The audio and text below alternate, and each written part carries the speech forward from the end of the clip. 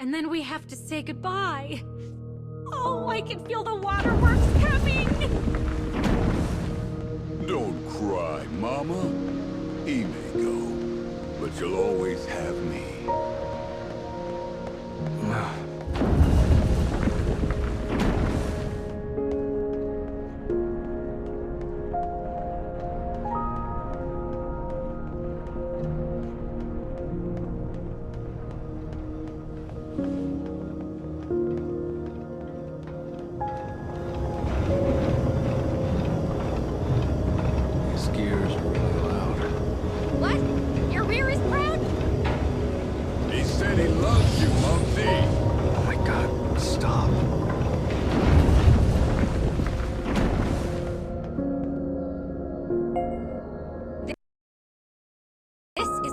I have to repair the past inside the Scarecrow to get my Luna fragment.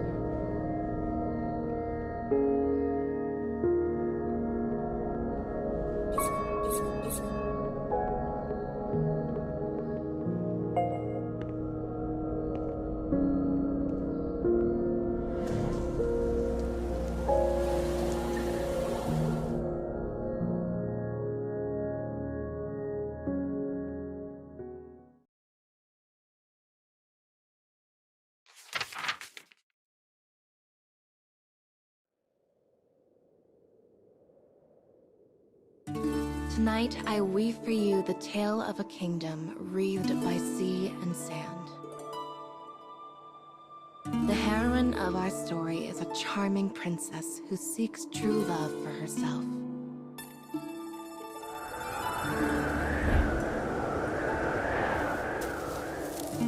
Rolling over both sea and desert, this kingdom thrives in trade.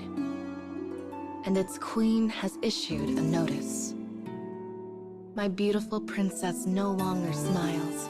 Any man who returns her joy may have her. The men in the courtyard queue in place, waiting to claim the princess for themselves.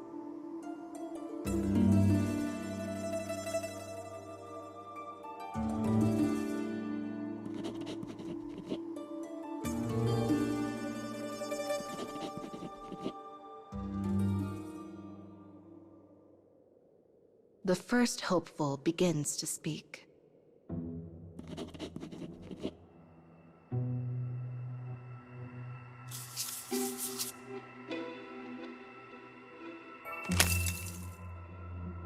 But his words do not reach her. She does not smile.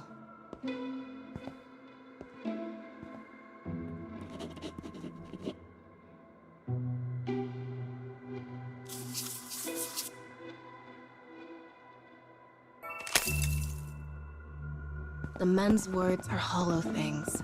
They tell the princess they see her only for her station.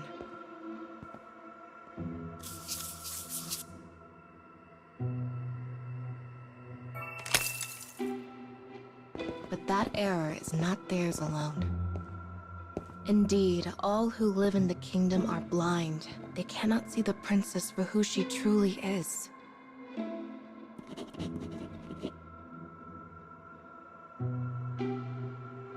With her face a stone, the men surrender and return to their homes.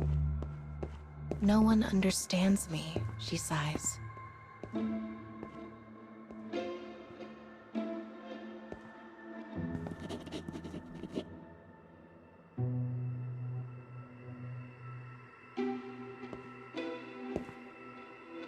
But then, a lone boy dressed as a sailor appears before her, one barely on the cusp of manhood. He makes no mark on her, for today she has seen more strange men than there are stars in the sky.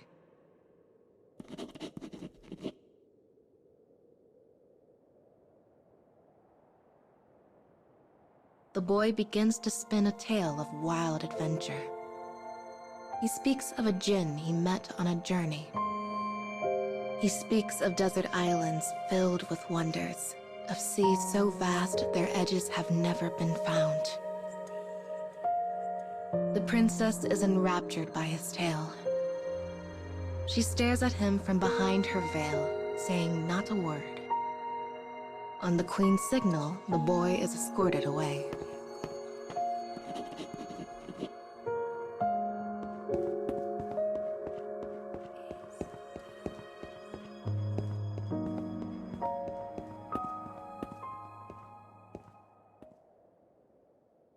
His voice grows distant, and silence soon returns to the palace.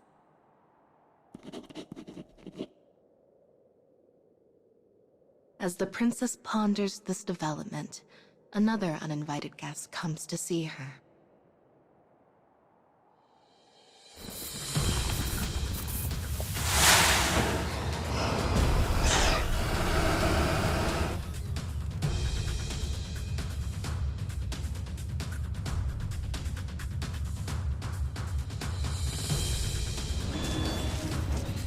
I'll shut down everything in my way.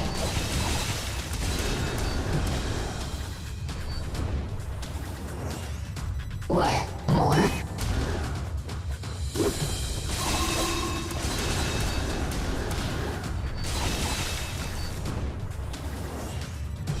More of you?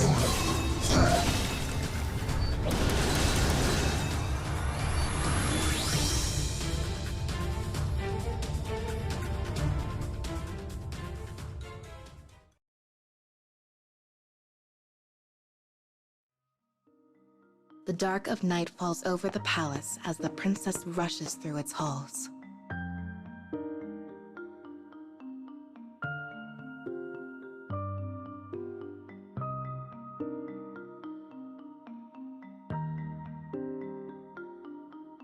The fantastical palace in which she lives is in truth a prison that has stolen her freedoms. The words she uses, the way she acts, even the order in which she eats her food. Every aspect of her life had been decided from the day of her birth.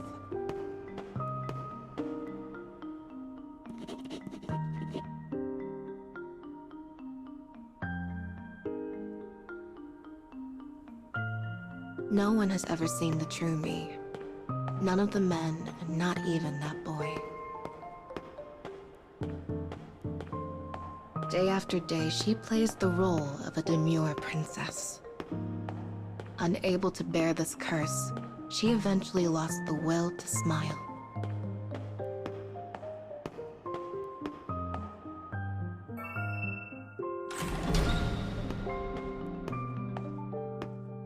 Her bedroom is adorned with the most elegant and fanciful decorations. It is one of the few places she can find peace.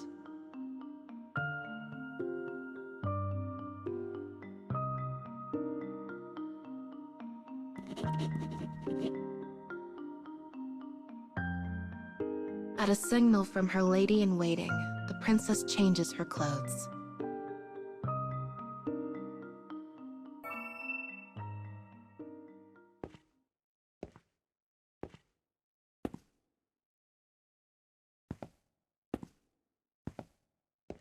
The moon once again emerges from behind the clouds.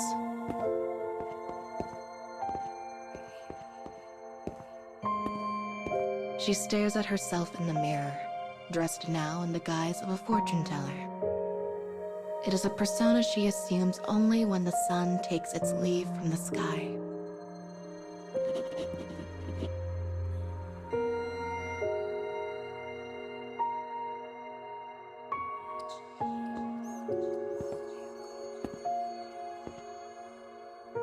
She orders her lady-in-waiting to keep watch, then slips from the palace without a sound.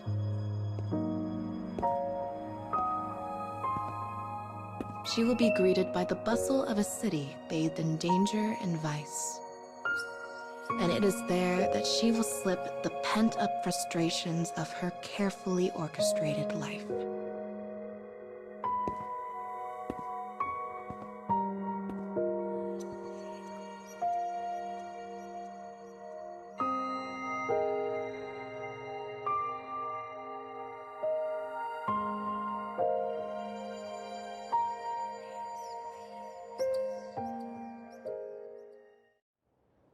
Oh.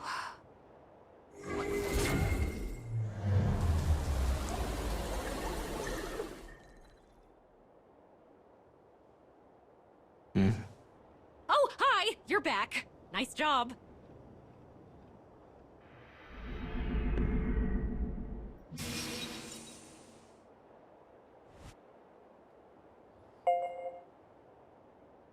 This past took place in the same world as last time. I had my suspicions about that Desert Kingdom princess.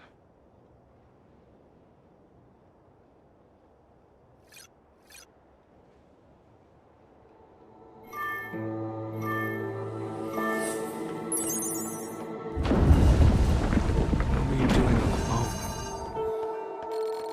What? Oh, She was sending messages to her precious babe. You know you can just talk to each other.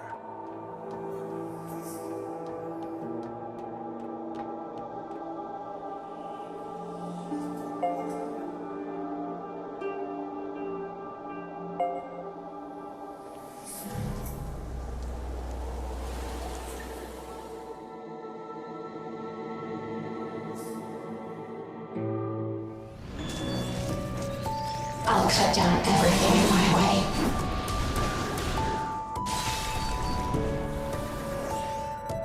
What? More?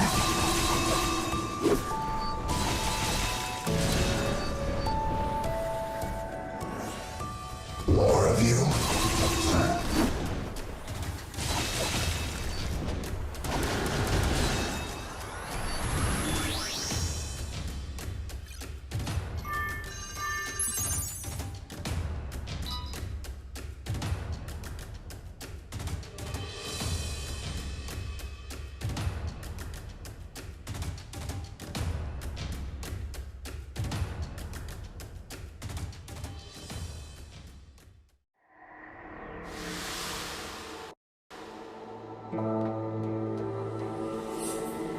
goodness. There isn't much space up here. Are you scared, you? Strangely, no. Even though I'll be screwed if I miss a step.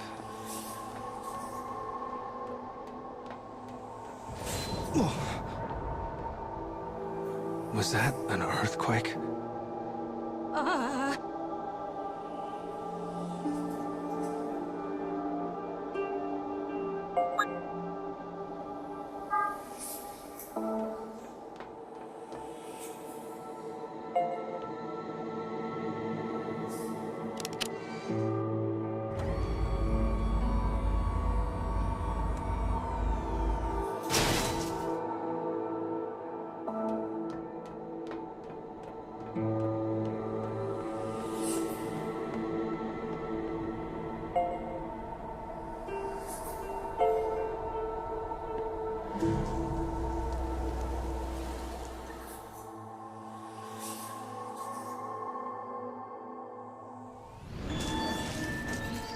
Found you.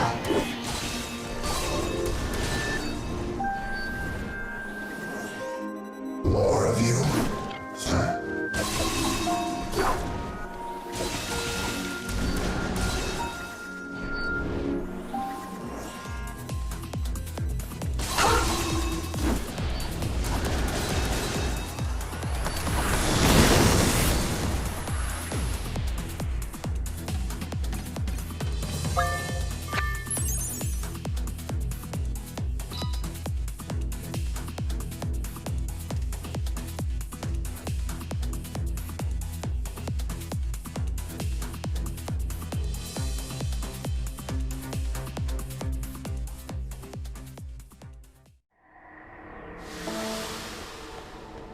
So, how about that princess's room, huh?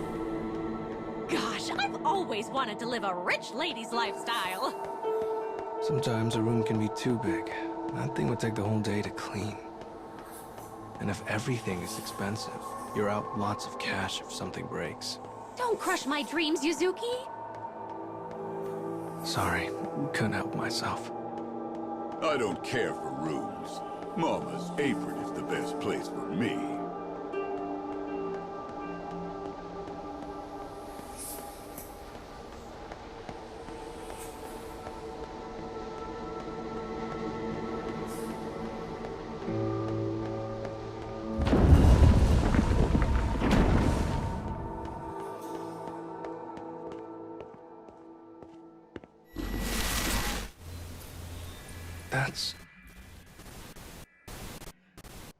damn it. I need to follow her. The floor is... Yuzuki!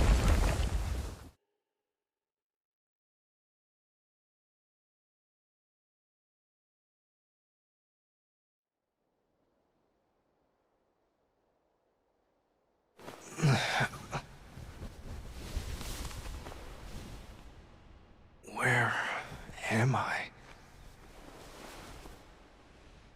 Did I fall underground?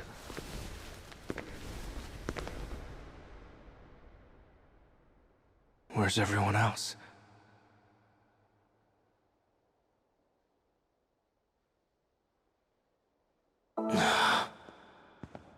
Guess I'll keep going.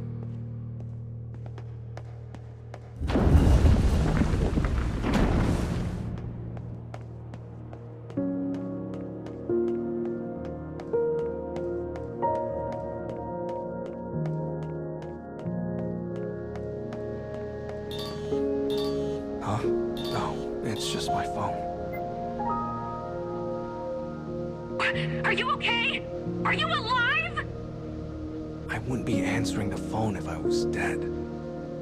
Oh, yeah, I guess not. Anywho, I'll guide you over the phone, okay? No need to worry. Thanks.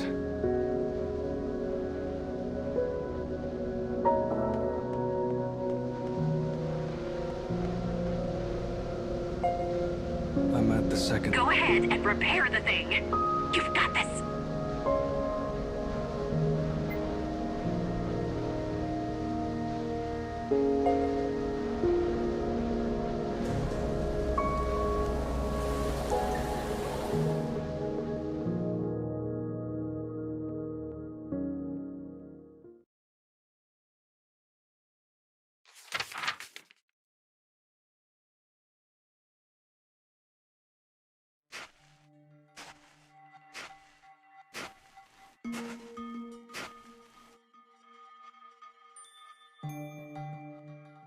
Every night, the princess slips out of the palace for her own amusement.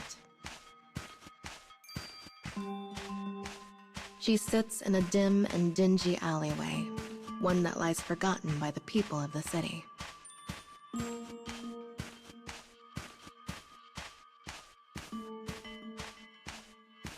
This small tent is the princess's second home. It is a place where she tells fortunes, one of her own creation. Yet her divinations often ring true, and rumors claim her words can change fate itself.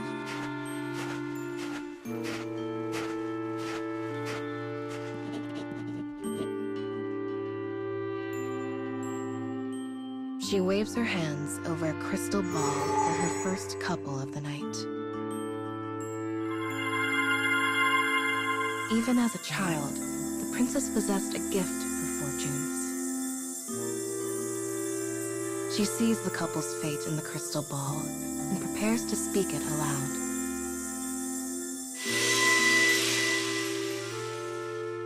The light within the ball grows faint and vanishes.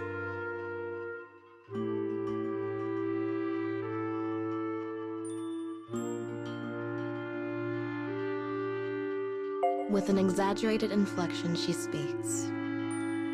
Your man is unfaithful. He spends his free nights prowling the city for new partners.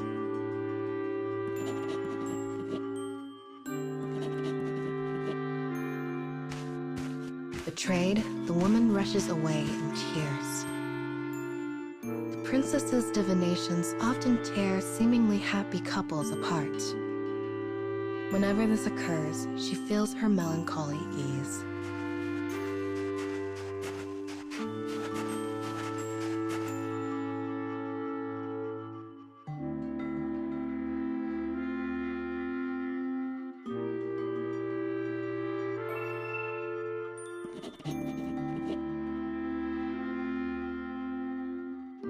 When she assumes the guise of the fortune teller, none realize she is the princess.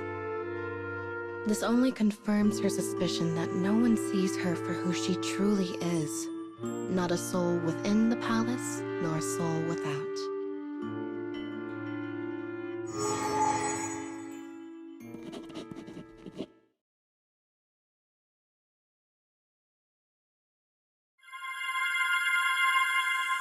Another vision flickers to life in her crystal.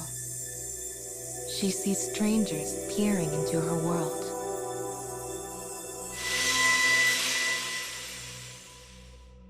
The princess quickly recovers from the unexpected occurrence and informs the couple of the result.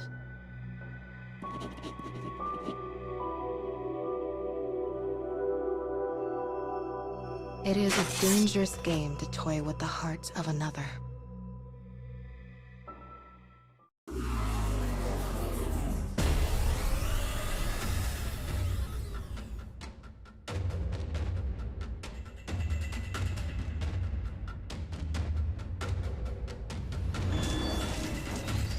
Let's get started.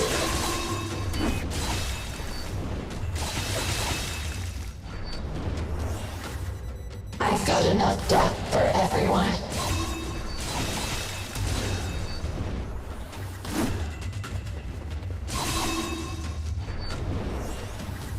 More of you.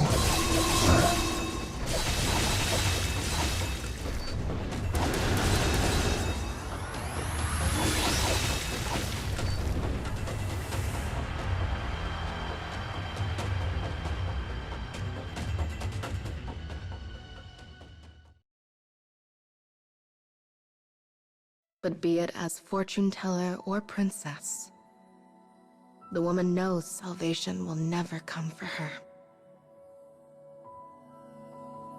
Alas, her life proceeds on a path that is set by another.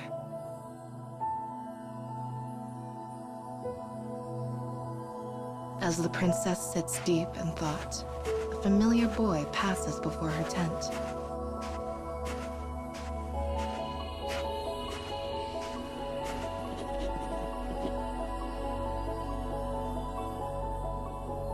It is the sailor, the selfsame one who came to the palace spinning tales of adventure.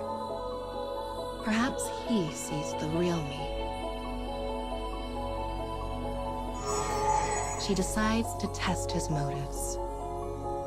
She forecasts his grim end with these words: "Death awaits if you continue to see the princess." But then,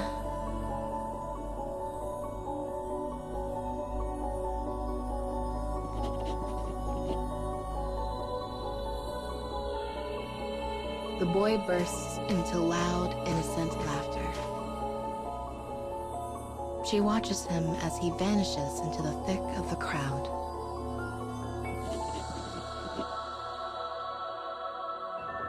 I wonder if he will come to the palace tomorrow, she thinks to herself.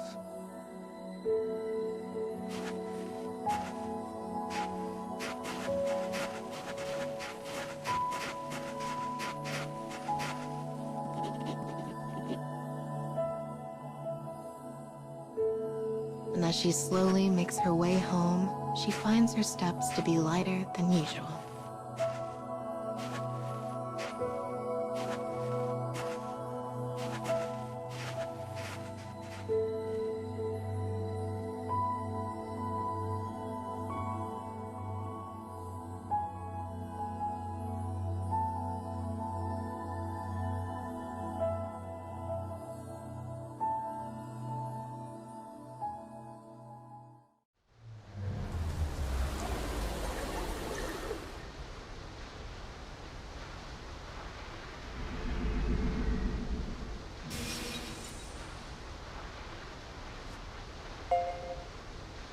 That should do it.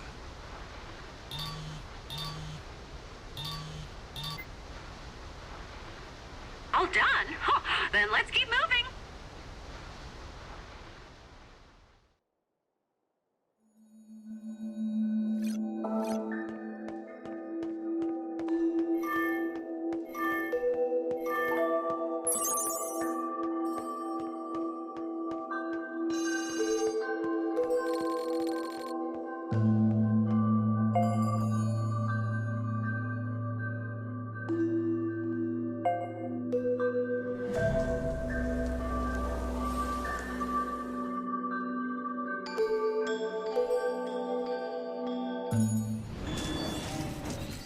I'll cut down everything in my way.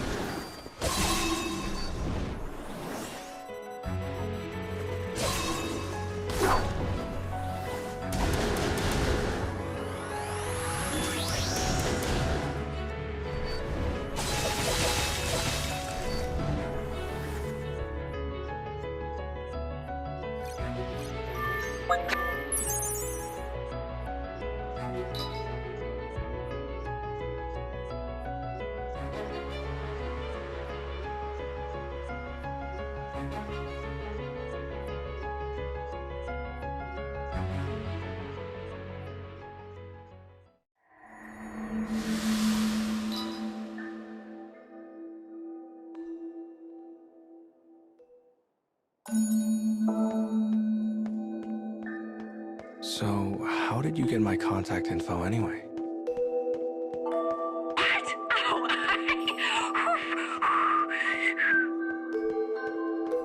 You call that whistling?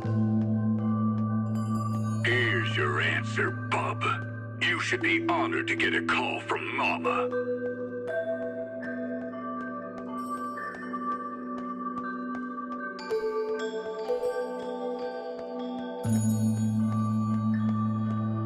This is a pretty simple maze.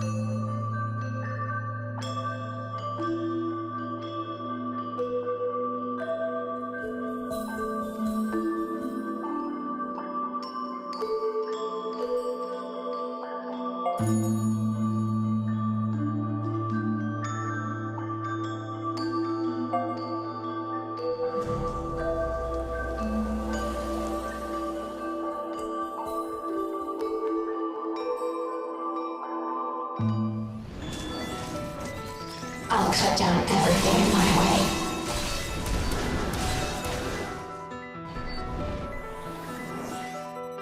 What? More? Let's go.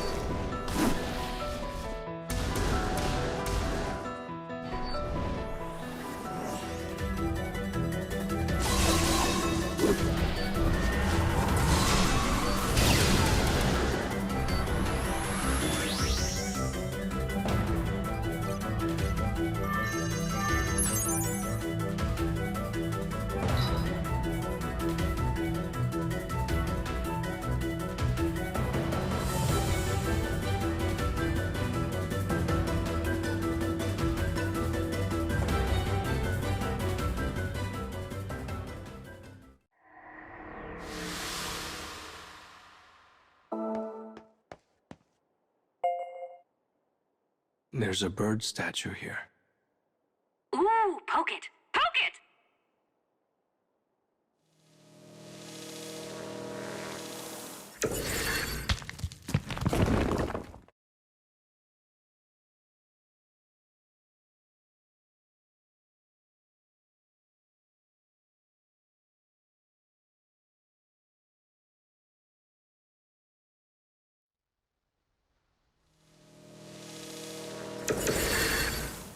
Did I just warp here? Yuzuki, your little dot thingy just poofed off the map. What are you talking about? Just keep going, kid.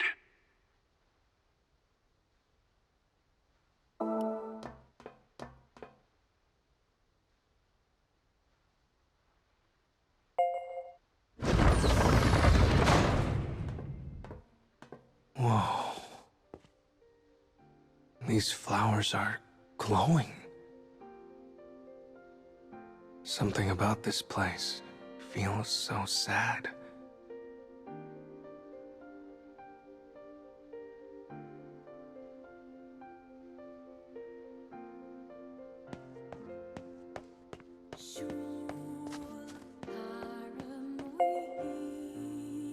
Oh, wow. My sister and I both.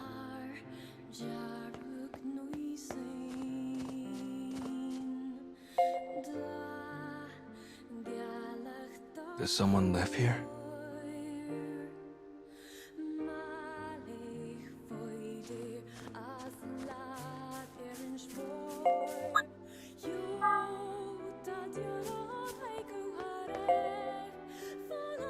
Wait, is this my pen? My sister and I would always try to see who could spin pens the longest.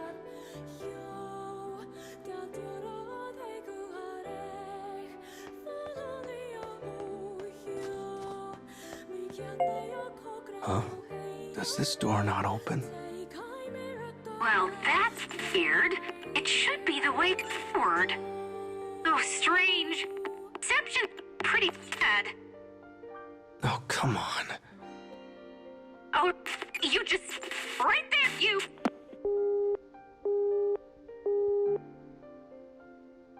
The call cut out.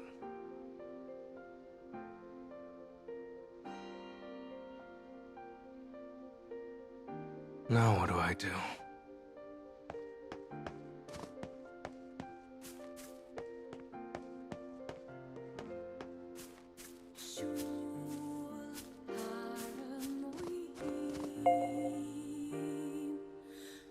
Guess I'll take a break here.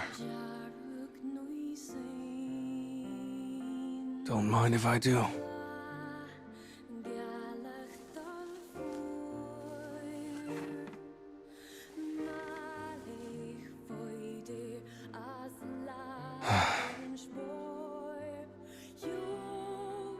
It's really quiet without Mama and Babe.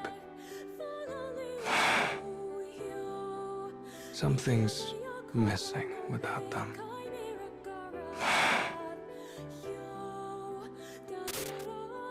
Isn't it about time you wake up?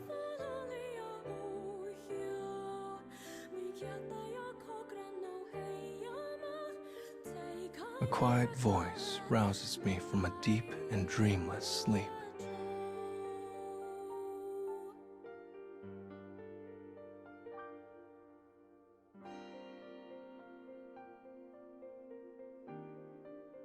As I fight my way to wakefulness, I find myself in a sleeping bag inside a tent. I'm in the campground my family used to visit.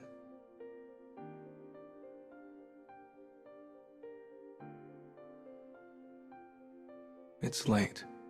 The sky is clear, the air brisk.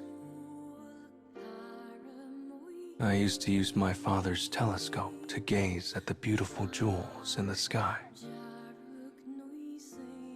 Though I rarely said anything, I always found myself wanting to go on and on about the stars. Whenever it made me feel like I was the center of the world. Just like the moon is the center of the night sky. It's now a memory I keep locked deep inside my heart. Later, much later, my family changed. As Mom started racking up debt, Dad became violent.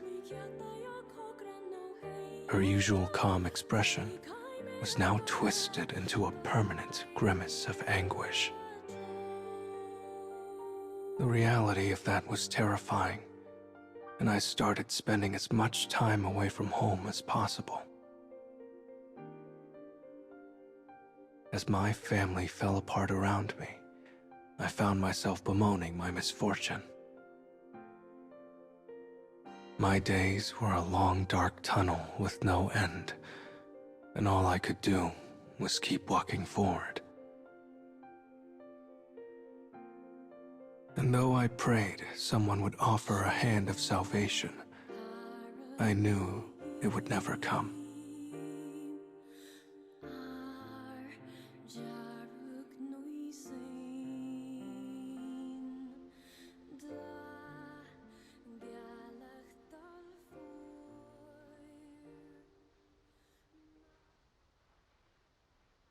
Yuzuki!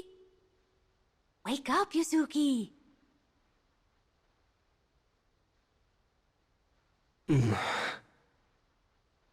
Guess I fell asleep. Gosh, you're such a little sleepyhead. You were snoring like a babe. Mama? Babe? How did you get here? There's nowhere you can go where I won't find you. You know how hard it was to knock down all those walls to get here? Well then. Now that we're a trio again, let's get back to work.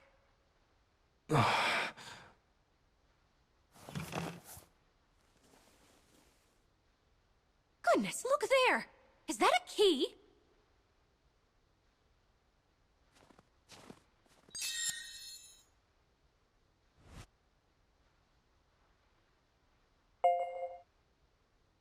I wonder if it'll open the door in the back.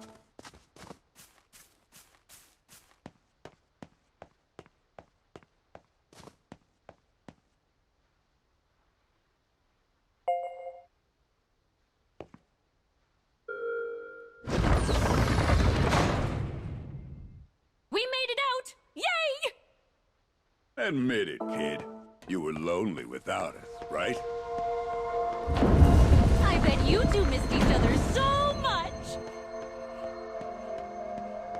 Not really.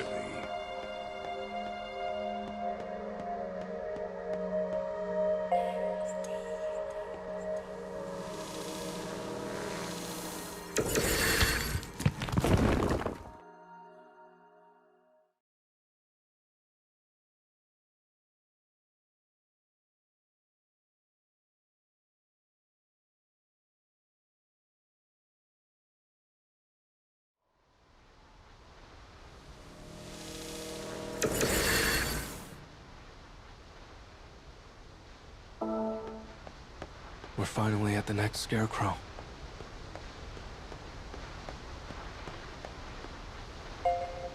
So this is it. The fourth and final scarecrow. This is still the third one. Oh, dang it. I was so confident and now I just feel silly.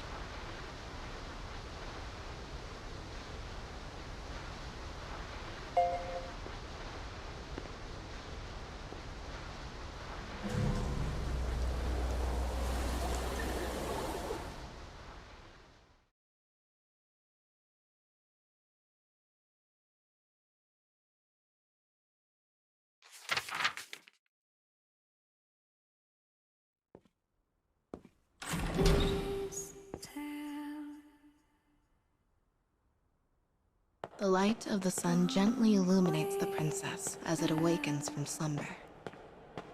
Though she warned the sailor boy of his fate, continues to come see her. She knows he will be back again today.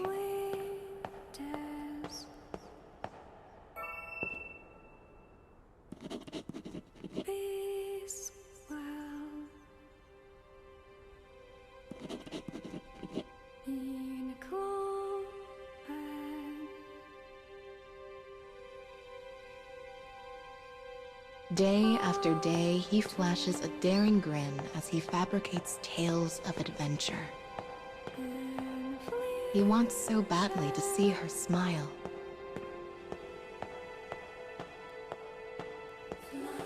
And at some point, she finds herself taken with him. The boy appeared before her like a bird that rules over the free skies. Perhaps she can flee her kingdom prison with him, and only him.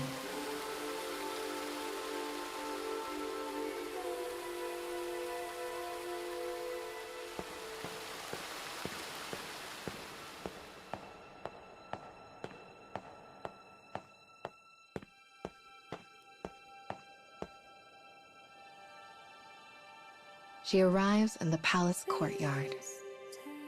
The sailor boy greets her with a confident grin.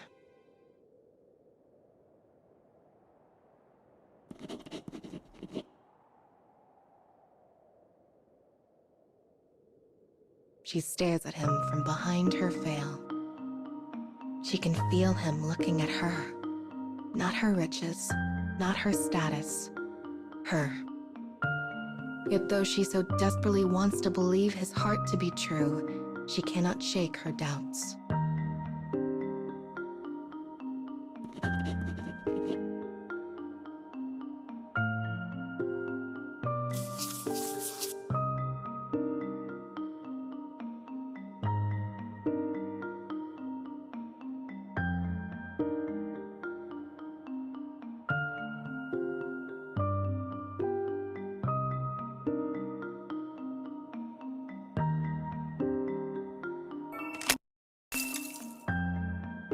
After a moment of thought, she decides to test him.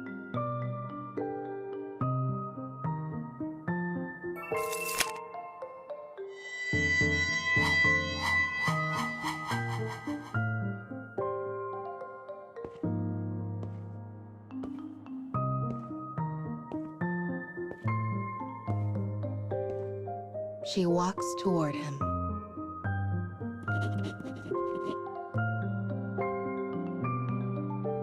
In a faint voice no louder than a whisper, she graces him with a plea.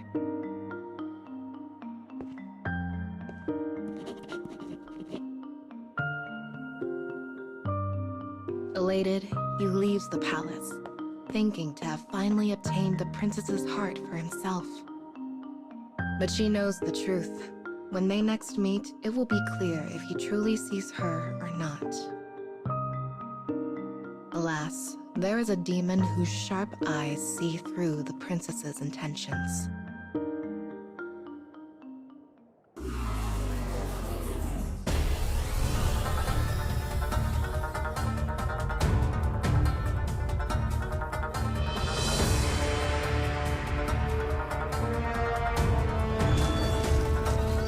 Found you.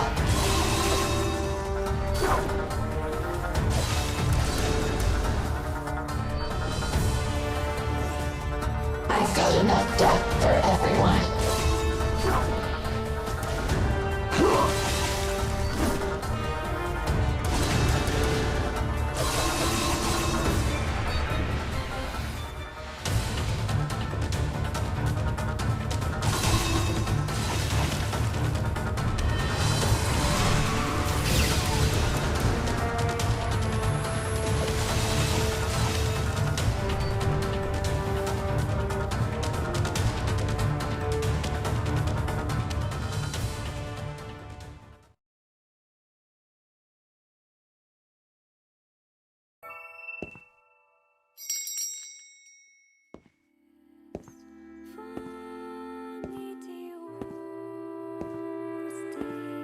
The princess and fortune teller stand together in her room. The princess has come up with a plan to test the sailor boy.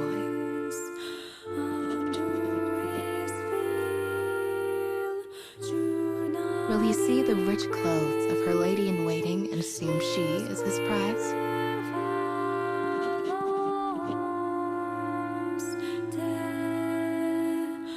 In her guise as fortune teller, she can only pray he makes the right decision.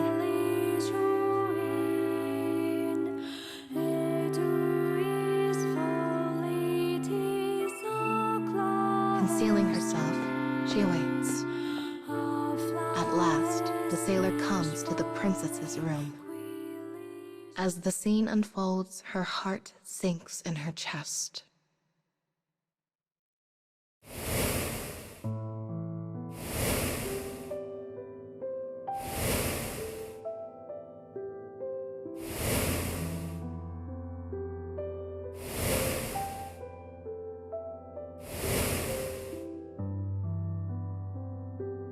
Sailor does not recognize the lady-in-waiting in disguise, and quickly spirits her away. The sailor boy is just another grain of sand in an uncaring desert. And short-lived as it was, the princess curses herself for permitting her heart to feel joy.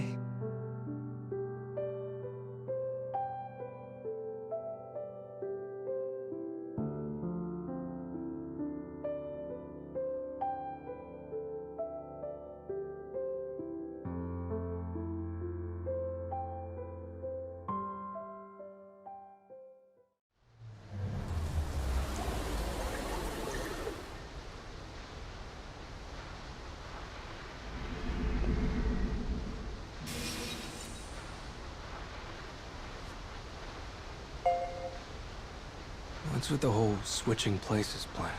It's so roundabout. I mean, you've had crushes before, right, you? Sometimes you just gotta get in their heads. Well, I guess so.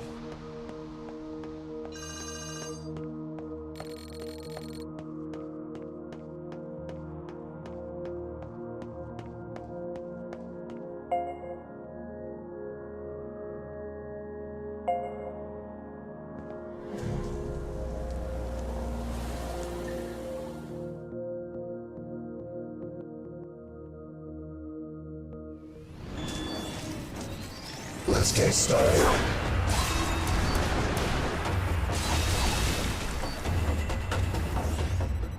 What?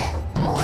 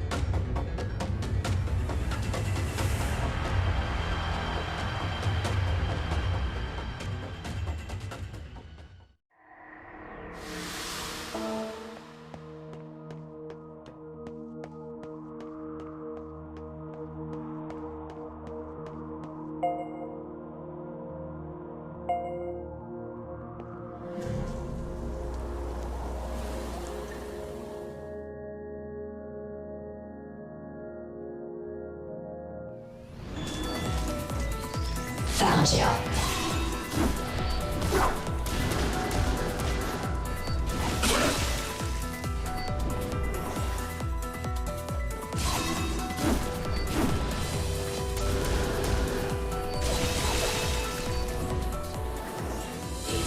I've got enough death for everyone.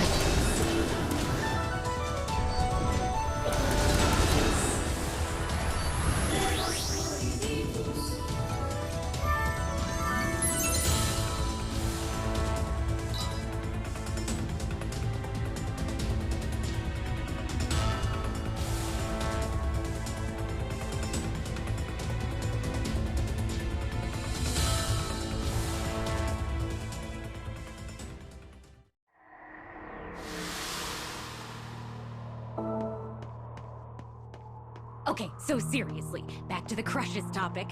Who's on your mind, you? What a load of bullplop. How dare you cheat on Mama? Oh my gosh, I need to know more! We are not having this conversation.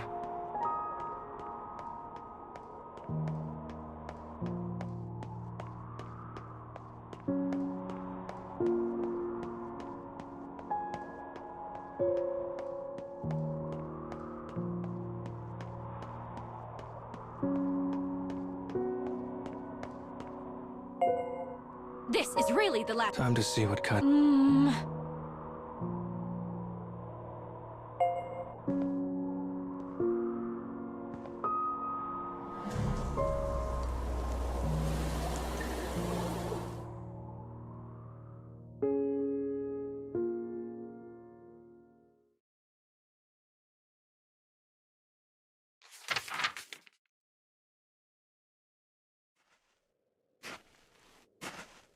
A lonely wind dances through the nighttime city. In fortune teller's garb, the princess follows the sailor boy and her lady-in-waiting, who is still disguised as herself.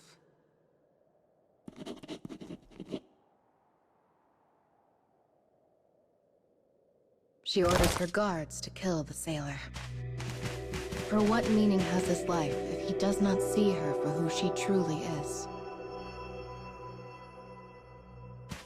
She thinks back on the day they first met. He spun a magical tale of traveling the world.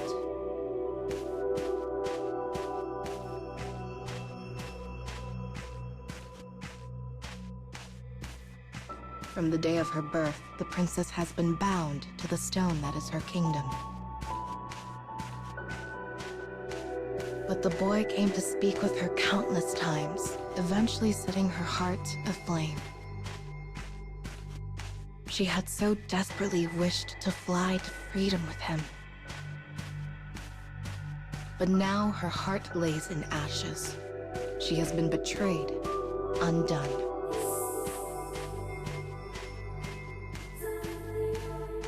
It has been a long time since she smelled the salt of the sea.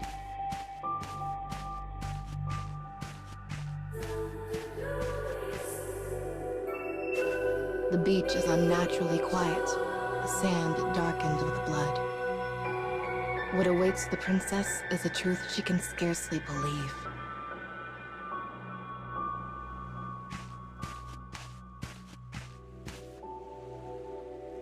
The sailor boy is protecting her disguised lady-in-waiting. The boy risks his life to protect a false princess, yet the true one sees it as a fruitless act.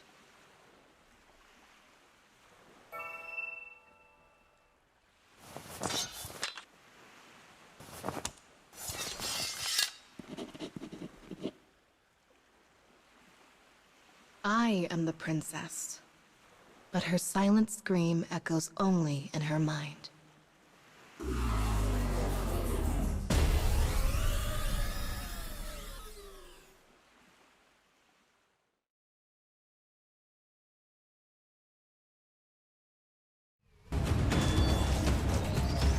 Found you.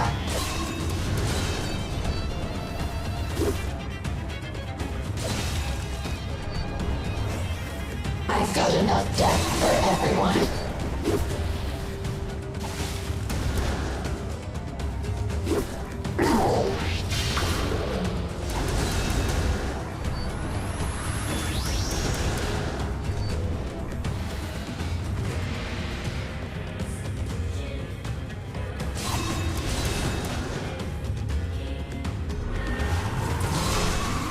This works.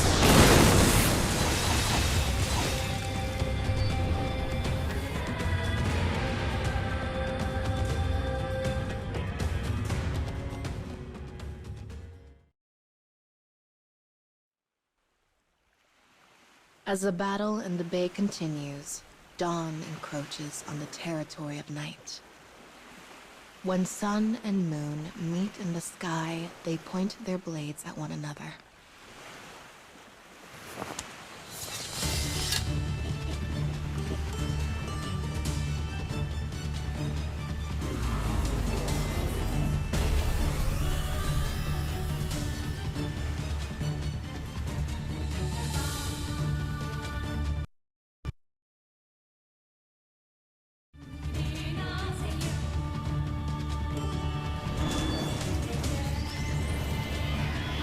I will not let you have the princess! You know nothing of the princess. You do not see her true self. Nonsense. I'm the only one who can make her smile. Don't stand in the way of our freedom! Why? I wanted you to look at me and only me, yet my wish never came true. Why?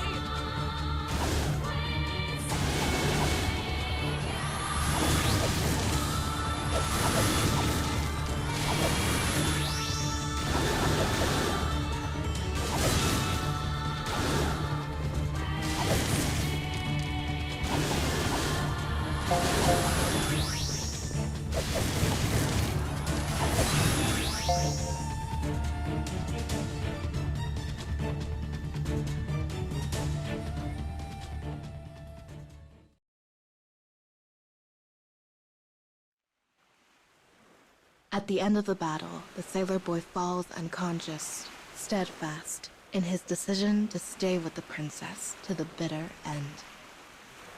Though the princess finds her will to live fading, one last idea comes to her. She will set to sea with the boy, and they will slip the mortal coil as one.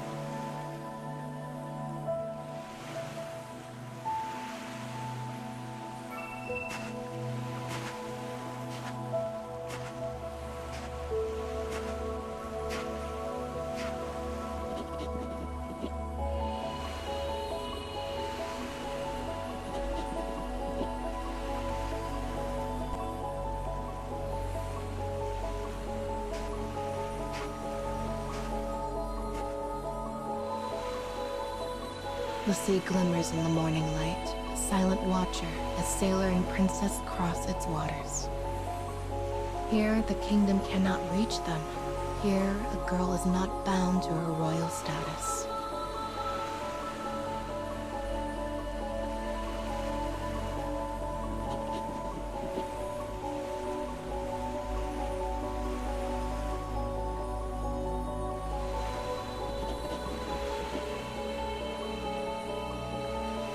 As the sailor awakens, his expression twists into one of hatred.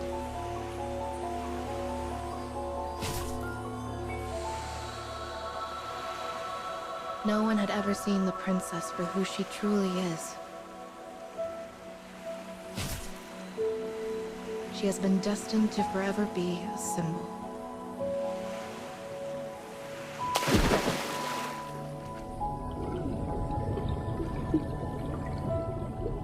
Yet before her stands a mere boy who only wanted the princess's smile for himself. We, tangled in an ironic embrace, we sink into the sunless depths. I stare at her with pure hate as the moonlight washes over us. I smile then, for he is finally looking at me, and only me. Their brief meeting ultimately brought them here. My wish is granted at long last, and I take it with me. Into the depths of the cold, cold sea.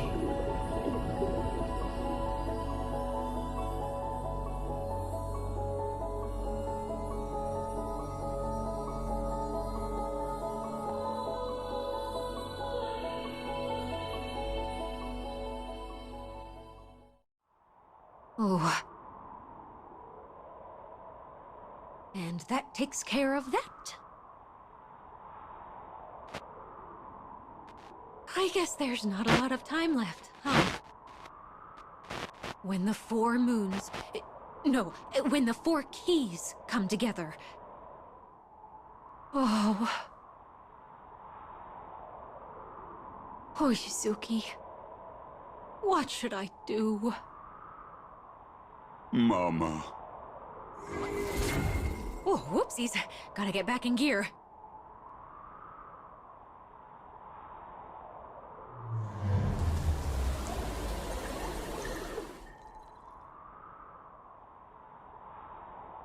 I guess their wishes came true in the end.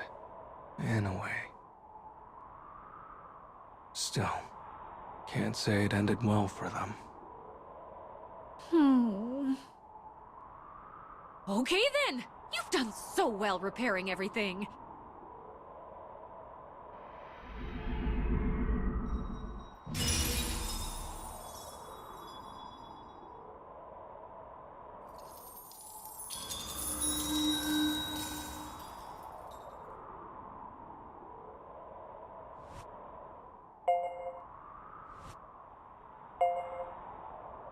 So this is the last Luna fragment.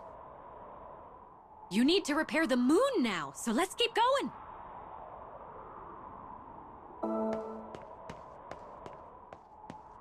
The moon has the power to make people's wishes come true, right? So once I fix it,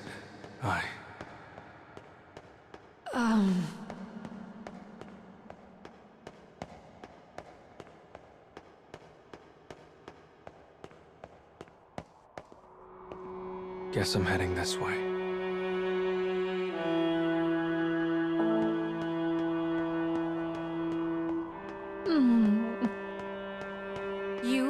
Let's say someone had to be sacrificed for you to complete your objective. If push came to shove, what would you do? The hell? I don't know. I'll just think about it and make the best decision I can.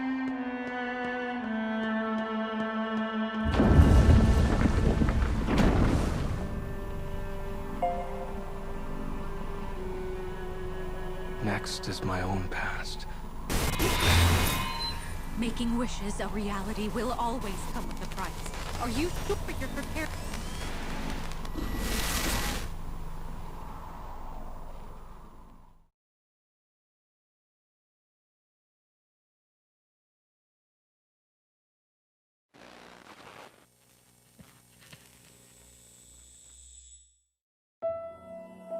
The boy does nothing but study and work. Study and work. Study and work. The stress of his routine weighs on him.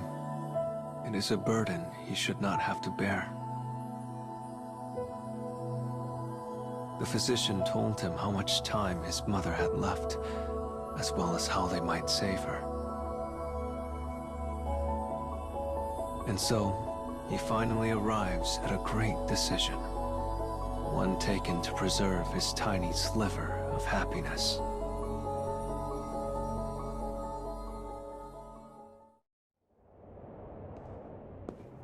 The boy walks through an endless night with no exit. He does not question where he is. His only aim is to follow the moon that now hangs in a darkened sky.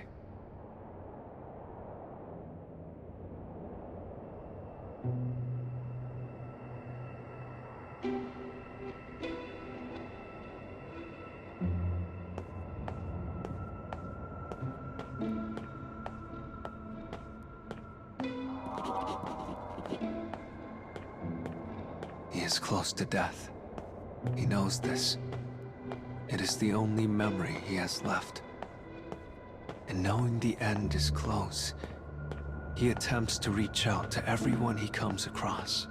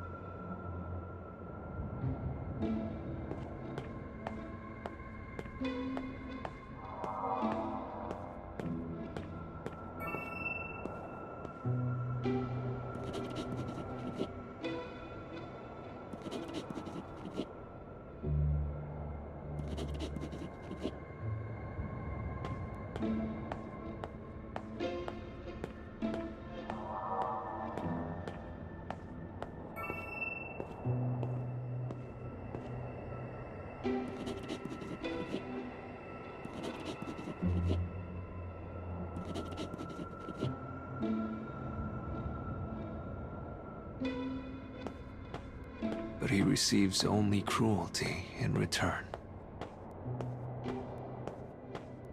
Sensing he has no place to call his own in this life, his legs slowly grind to a halt.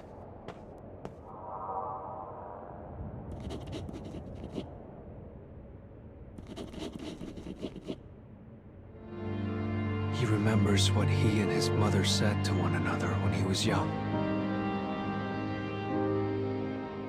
Even when his father scolded him, even when he fought with his sister, his mother had always been on his side.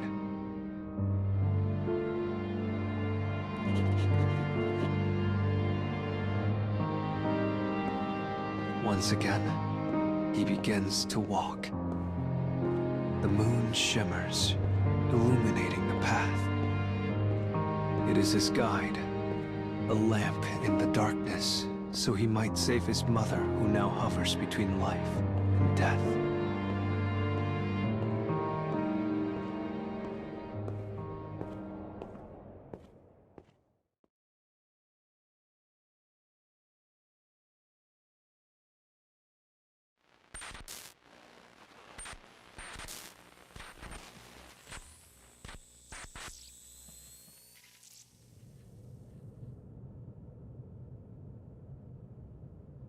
The boy wakes up on the couch. The room is dim, the curtains drawn. The only sound is the dull hum of a refrigerator.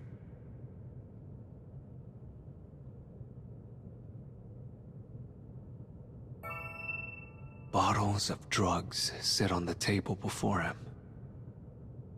It is poison he purchased on shady websites. Poison enough to kill him many times over. But it is also a release. For while it causes brain death, it will leave his heart intact for his mother.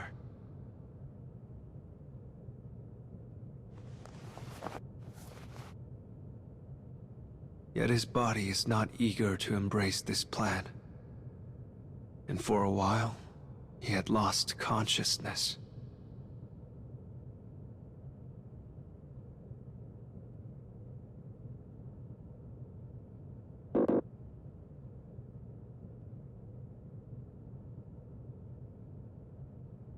Words of self-defense flutter in and out of his mind. But knowing that his mother has no time left, he manages to shove them aside.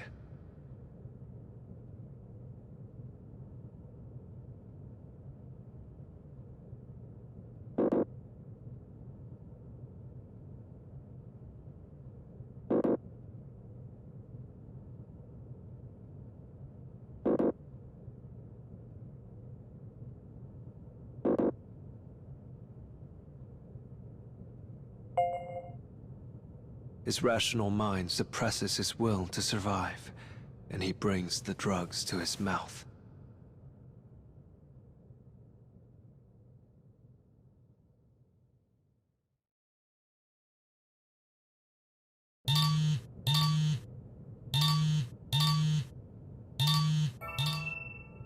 He feels as though his final moments will last into eternity.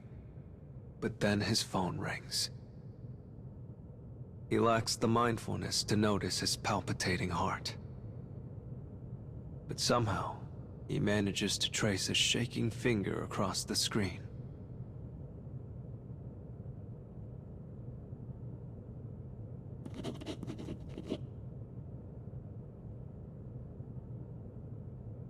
The call that saved his life was from the hospital where his mother is admitted.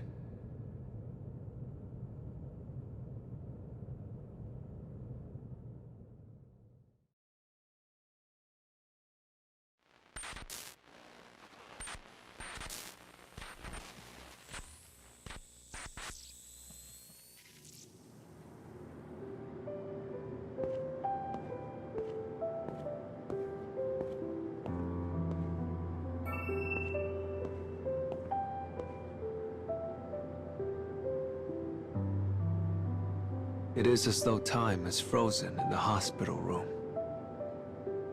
The light filtering in through the window bathes his mother's gaunt features in an ethereal pallor.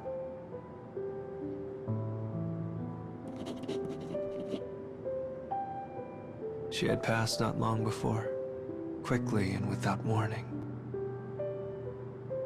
There is a thin smile on her face, as though free at last from her hell.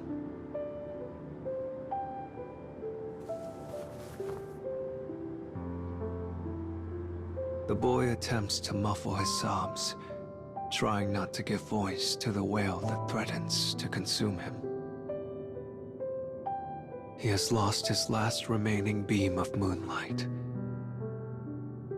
And now, he can only hold tight to the shell of what used to be his mother.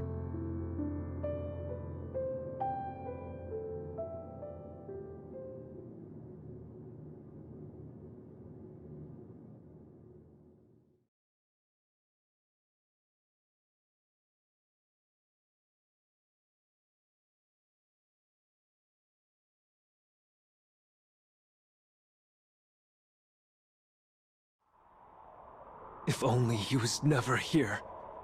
If only...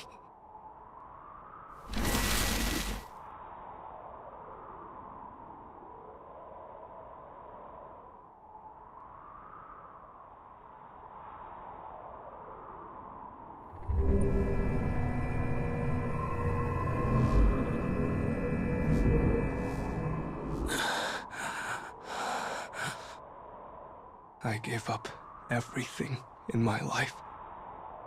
I didn't need or care about anything unless it helped Mom. But then... damn it. Yuzuki... Let's keep going. Once you repair the moon, I'm sure your past will...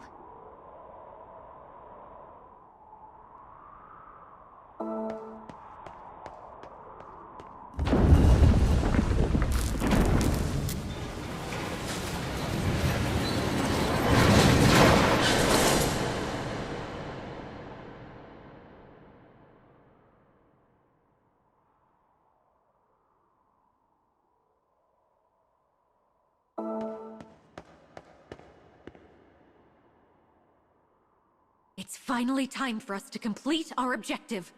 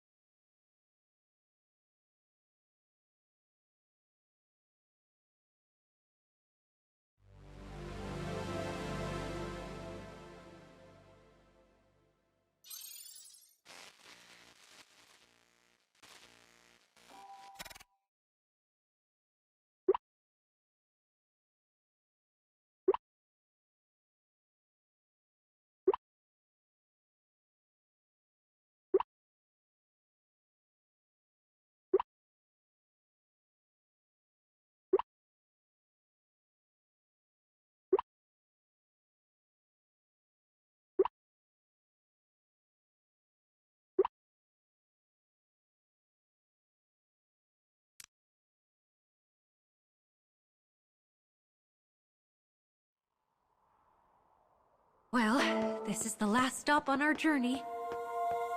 This is the spot in the cage that's closest to the moon. And the spot closest to your world, Yuzuki.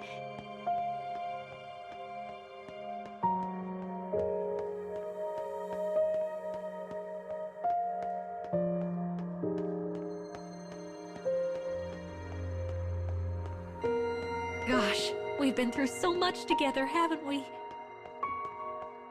Yeah.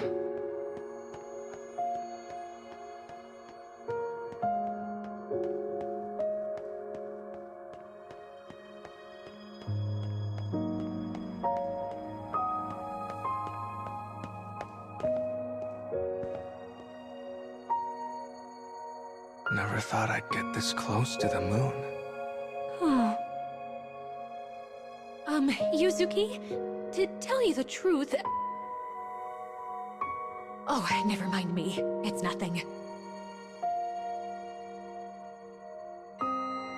Come on, you. This way.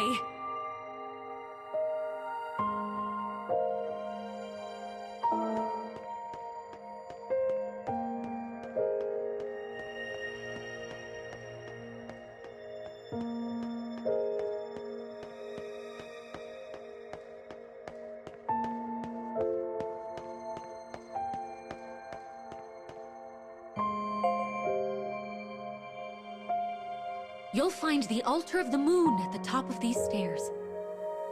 Once you place the fragments on it, you should be able to fix the broken moon.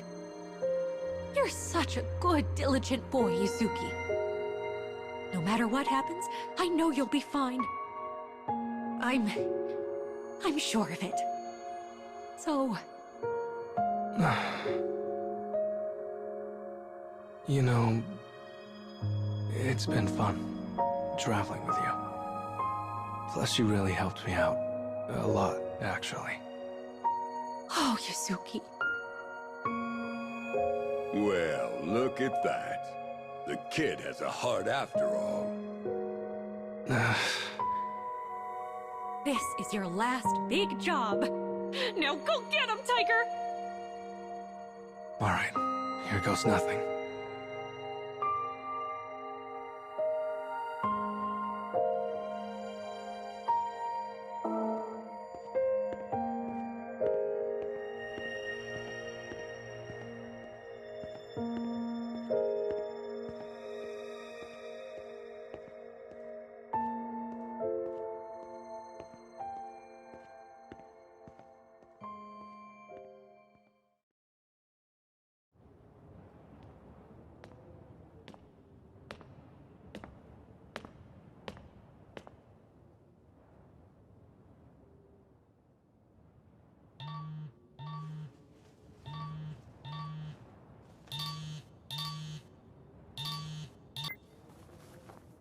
Yuzuki?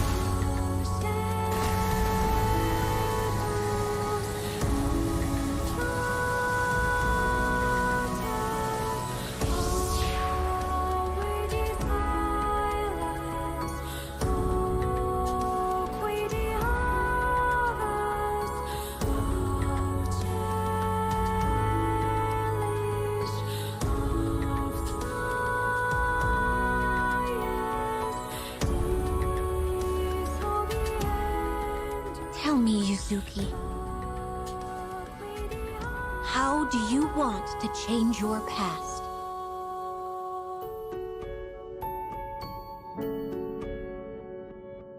want to...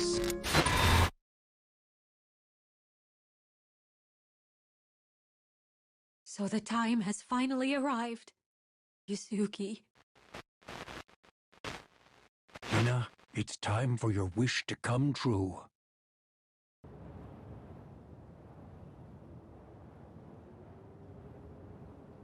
So, tell me, kiddo. How do you want to change your past? I want to live with my dad.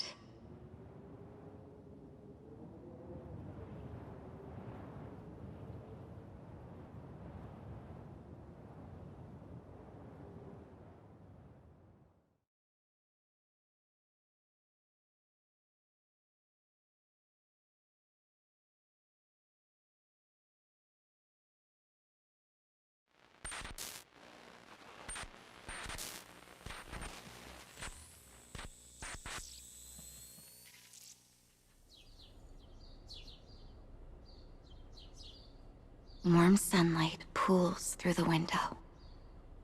The apartment is old and filled with dust. Within it, a lone girl slumbers.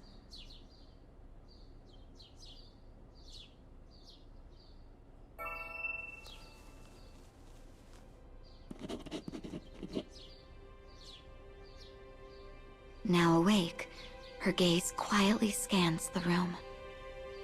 This is her home, a place so full of memories. Her father is not to be found in his usual spot. She faintly recalls venturing into a strange world in order to regain a normal life with him. Was it all a dream? Her murmur melts into the quiet of the room.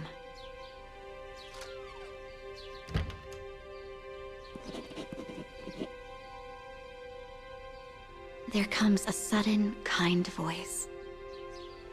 The girl heads to the entrance, eager to see if the speaker is who she thinks it is.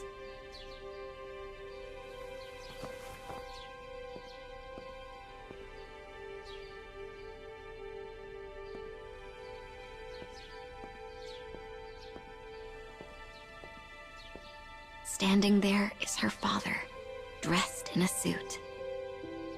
He offers her a smile and says, "Guess what, Pumpkin? I finally found a new job." He is happy. It is an emotion she's not seen on his face in years.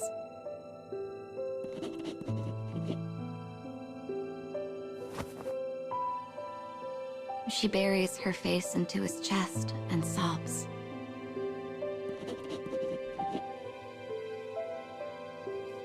He responds by saying her name over and over as he strokes her hair. In that moment, she thinks everything will finally be all right. The girl sheds tears in the warmth of her father's embrace. She then makes an earnest wish. A wish for this brief moment of happiness to last forever.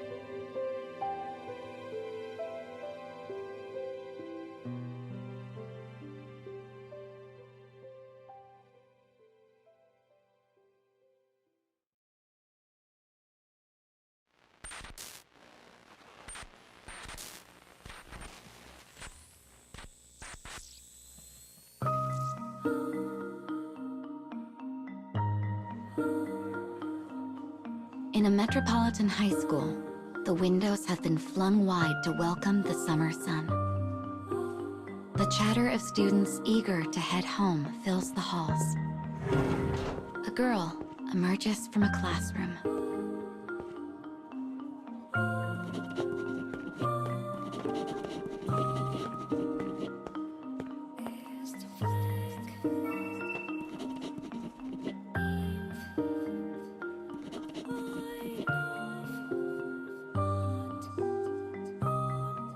Her friend asks her for yet another once-in-a-lifetime favor.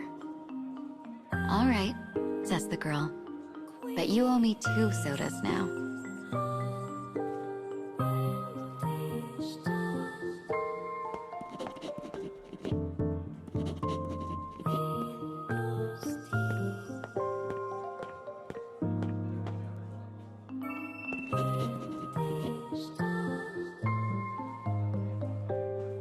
Her teacher's confidence in her ability could not be more clear.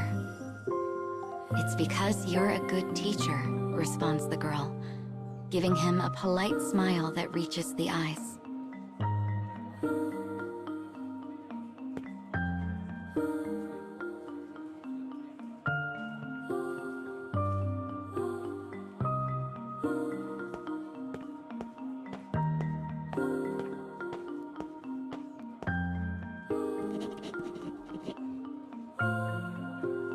With a quick invitation, she takes her friend shopping near the train station. She wants to reward herself for doing so well on her tests.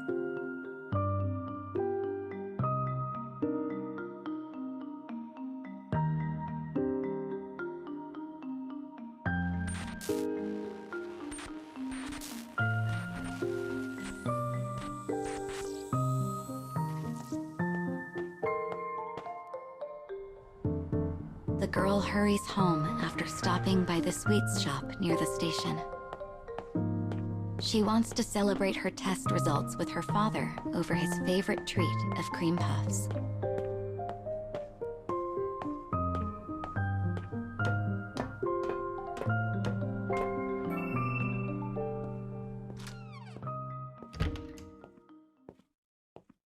"I'm home," she calls after stepping through the door.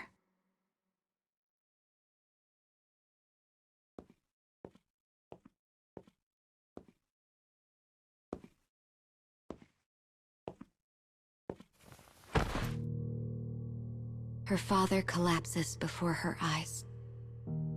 There is a knife, blood. He is dead beyond all doubt.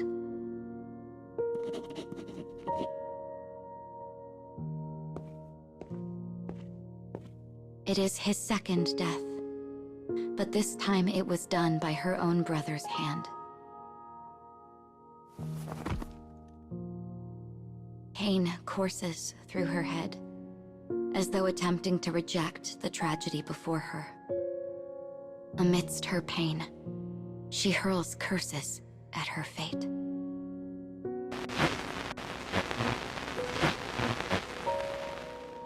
You use the power of the sun to wish for a quiet life with your father. But no matter how many times you rewrite the past,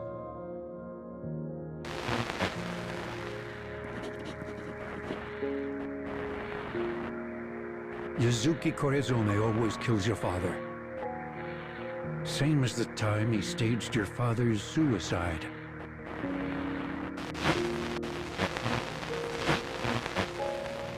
But I know you haven't forgotten, Hina.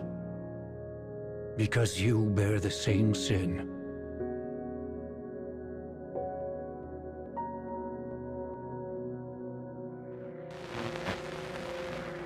Hatred and animosity roil in the girl's chest. She has come to question her estranged mother, the one who abandoned her in the divorce.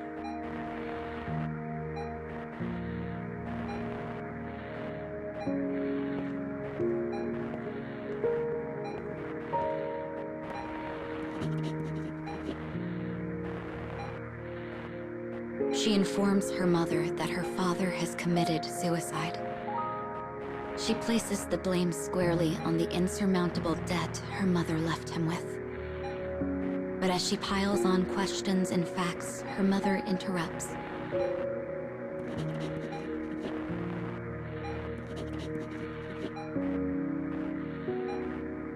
She cares not that he is dead. She seems almost pleased. This is too much. Finally, the girl snaps.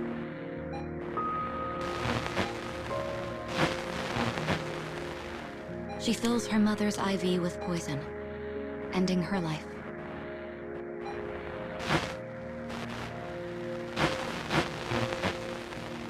This is the truth of it all.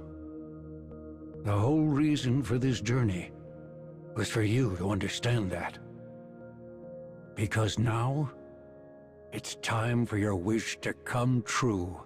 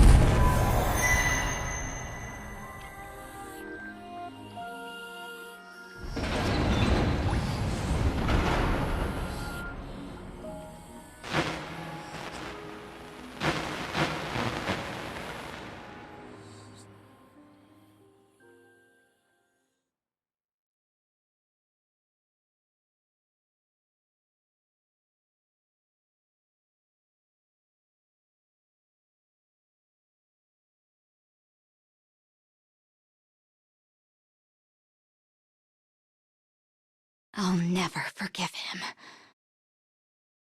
Never. Never.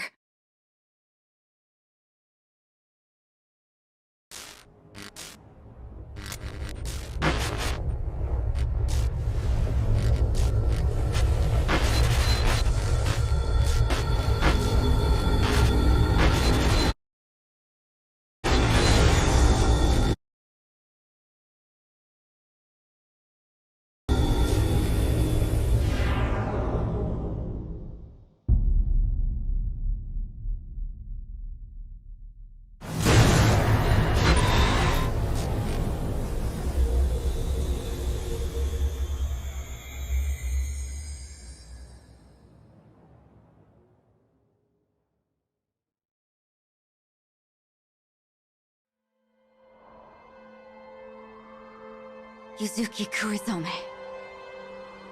Hina Akagi. I knew it. You killed Mom! Like you're one to talk. You killed Dad! No matter how much you struggle, you two were always destined to face each other. Just like all the past you've repaired. Don't get in my way, Papa. I'm going to. Think about it, kiddo. He's your last living family. Is fighting him really your only choice?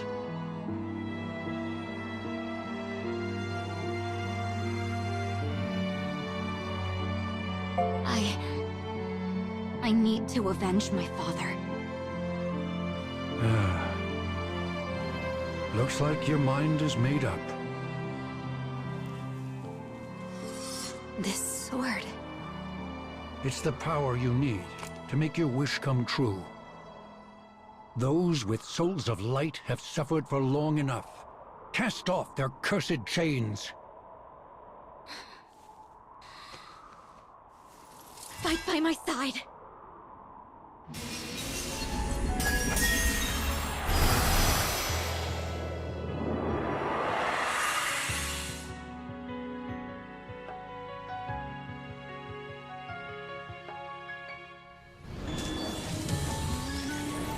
I don't need anything else. I can be with you. We can't be together, no matter how much we care for each other. It's the world that's wrong, not us. I'm sorry, but I'm not failed. I ran the calculations countless times. The outcome never changed. Only we've been together. I just wanted her to smile one more time. I just wanted someone to see me for who I truly was. I want someone to smile. And I must lose someone in order to make this wish come true.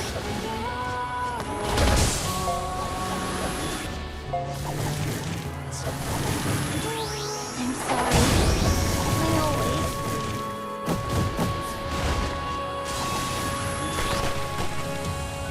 I won't say goodbye.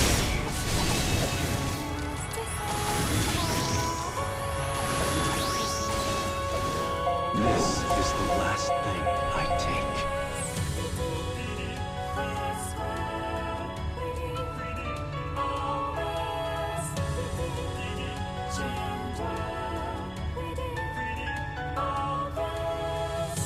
We only realize what we have once it's gone.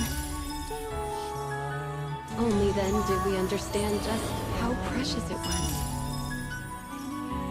You're doomed to the same fate as us.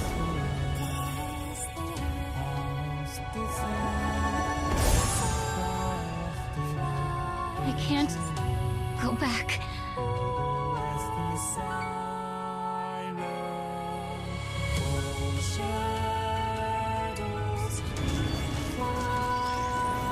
I've been waiting so long for this. Ever since the day you killed Dad. Wrong! I'm going to kill you! Right here, and right now!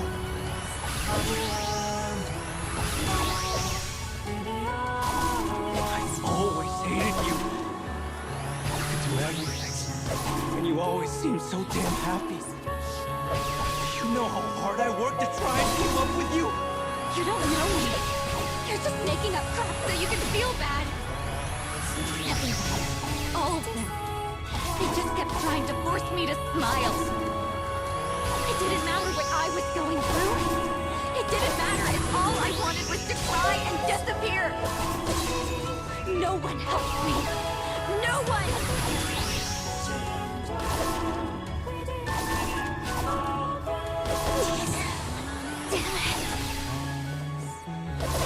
Give up and die, and you...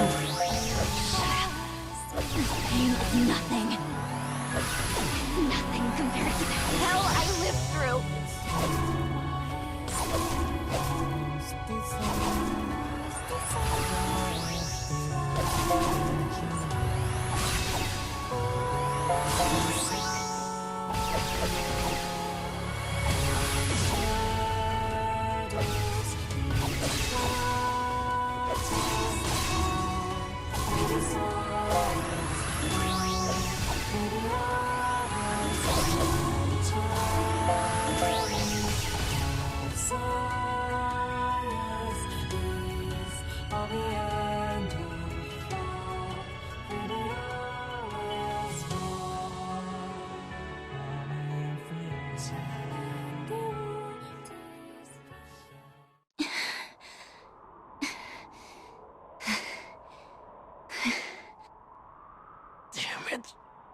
Damn it.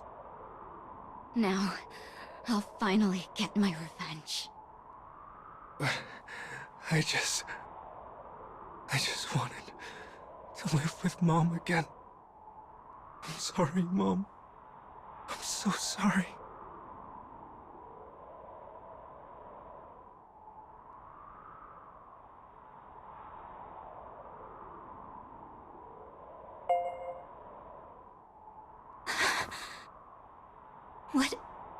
What am I thinking? I am going to avenge Mom.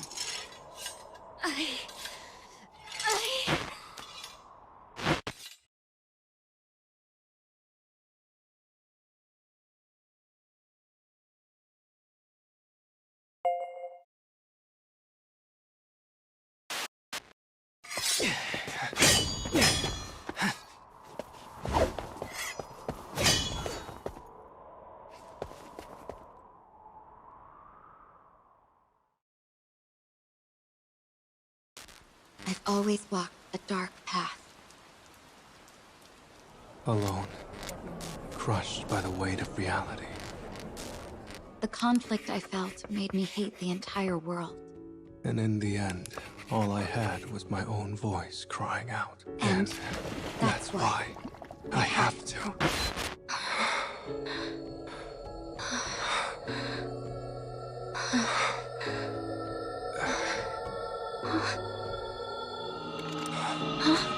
What the...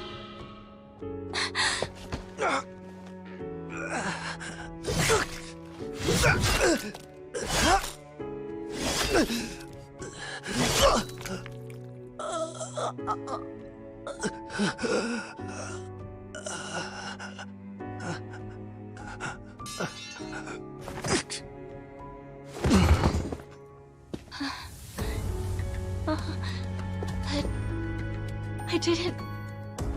I